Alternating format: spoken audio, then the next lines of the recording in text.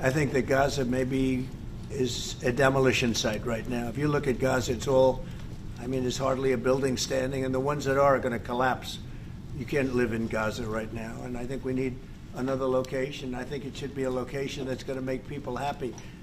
You look over the decades, it's all death in Gaza. This has been happening for years. It's all death. If we can get a beautiful area to resettle people permanently in nice homes and where they can be happy and not be shot, not be killed, not be knifed to death like what's happening in Gaza. And right now you have in Gaza a very dangerous situation in terms of explosives all over the place, in terms of tunnels that nobody knows who's in the tunnel. The whole thing is a mess. And I think that if we can resettle, and I believe we can do it in areas where the leaders currently say no. I mean, I've been saying that with Mexico, having to do with the border and all of the things, and you saw what happened, 10,000 soldiers, and they're going to do a good job. I really believe that, and I believe Canada is going to do a good job also. They said the same thing, and then they did something much different than what you were hearing. This is a very, very difficult situation, but we're going to get it solved. I don't think people should be going back to Gaza. I think that Gaza has been very unlucky for them. They've lived like hell. They lived like you're living in hell. Gaza is not a place for people to be living. And the only reason they want to go back, and I believe this strongly, is because they have no alternative. What's the alternative? Go where? There's no other alternative. If they had an alternative, they'd much rather not go back to Gaza and live in a beautiful alternative that's safe. Mr. President,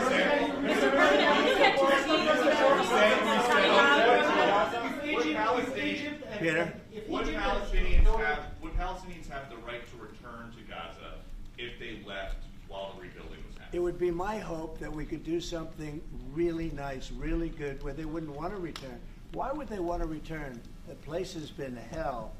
It's been one of the meanest, toughest places on earth. And right now, I've seen every picture from every angle, better than if I were there. And nobody can live there. You can't live there. So if we can build them through massive amounts of money supplied by other people, very rich nations, and they're willing to supply it.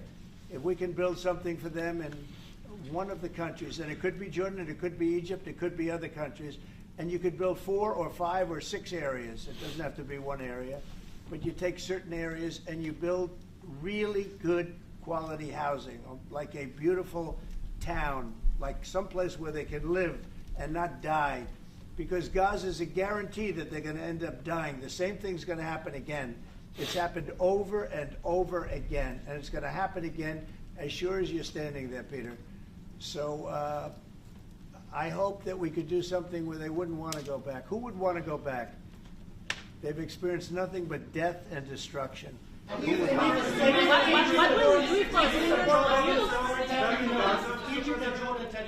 What will you do then? Well, I don't think they're going to tell me no. I don't think they're going to tell me. What will you do? I think they're going to tell Biden no, and I think they're going to tell other people no. So you think it will happen at the end? I think there's a good chance, yeah. How many people are you thinking about? All of them. I mean, we're talking about probably 1.7 million people, 1.7 million, maybe 1.8 million. But I think all of them. I think they'll be resettled in areas where they can live a beautiful life and not be worried about dying every day. Mr.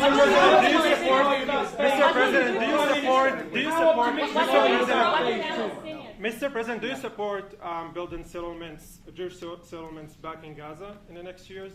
Say it. Building settlements, Jewish settlements back in Gaza in the next year. Do you support this idea? I don't see it happening. It's too dangerous for people. Nobody can go there. It's too dangerous. Nobody wants to be there. Warriors don't want to be there. Soldiers don't want to be there. How can you have people go back? You're saying go back into Gaza now? The same thing's going to happen. It'll only be death. The best way to do it is you go out and you get beautiful, open areas with the sunlight coming through, and no, that's not what I meant. Something nice. They are not going to want to. They are not going to want to go back to Gaza. Prime Minister Netanyahu, what is your message to the families of the hostages that look at this deal, that are worried that this deal won't go through? What do you say to them at this moment? Same message I said from the beginning of the war. We'll get them out, get them back. We got over 70%, close to 75% of the people who everybody believed will not get out. We got them in successive deals, and most recently with the help of President Trump. We're not going to give up on any of them, and we're not going to give up on our other war aims. Hamas is not going to be in Gaza, and we're going to get everyone back. And you would not Prime have. Minister, how optimistic are you about reaching phase 2 of the ceasefire? How optimistic are you about that happening? Well, we're going to try. That's one of the reasons, one of the things we're going to talk about here. And if we, you know, when Israel and the United States work together, and President Trump and I work together, you know, the chances go up a lot. It's when we don't work together, Israel and the United States don't work together, that creates problems. When the other side sees daylight between us, and occasionally in the last few years, to put it mildly, they saw daylight, then it's more difficult. When we cooperate, isn't it the right chances time are to good. eat once and for all? Say it.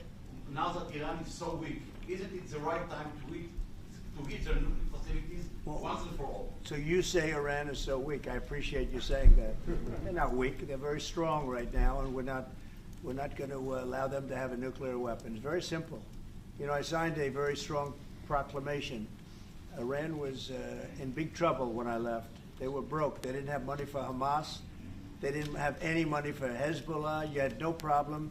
October 7th could have never happened. When I left, October 7th could have never happened. And frankly, Russia and Ukraine, as I said, could never have happened. They became very strong very fast. They sold massive amounts of oil to China and everybody else who would not buy the oil when I was president, because we said, don't buy the oil. And they became very rich very quickly. But they're not weak. They're not weak. They're strong. Doesn't mean they won't be weak. But you know what? We just don't want them to have a nuclear weapon. They can't have a nuclear The weapon. Prime Minister, sorry, Mr. President, the Prime Minister wants you to strike Iran. That's what he wants.